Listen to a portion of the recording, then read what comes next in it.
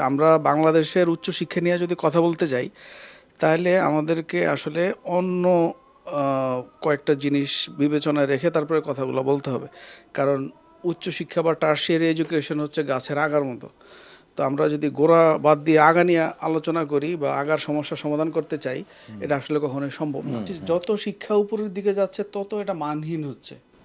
বাংলাদেশে এখনও যদি আপনি নিয়মিত ক্লাসের কথা বলেন, সেটা হয় প্রাইমারি লেভেলে। প্রাইমারি বা যদি হার্ডওয়ার্কিং টিচার্সদের কথা সেকেন্ডারি বলেন, লেভেলে।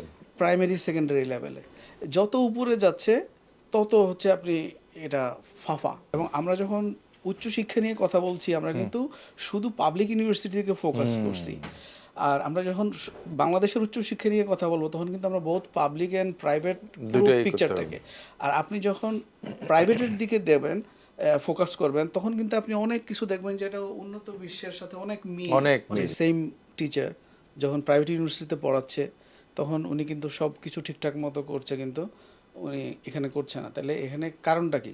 আমরা আসলে স্বায়ত্ত শাসনের অপব্যবহার করছি। আমরা স্বায়ত্ত শাসনের যোগ্য না, এবং স্বায়ত্ত শাসনের নামে আমরা একটা চিরস্থায়ী বন্দোবস্ত নিচ্ছি। স্বায়ত্ত শাসনের মূল কথা যে একজন শিক্ষক তার বিবেকের কাছে দায়বদ্ধ থাকবে। দুই রকম টিচার আছে, মানে টিচার বাই চয়েস আর টিচার বাই চান্স। তারা যখন ওই কি পজিশনসগুলো হোল্ড করতেছে, তখন তারা কি বিহেভ করতেছে।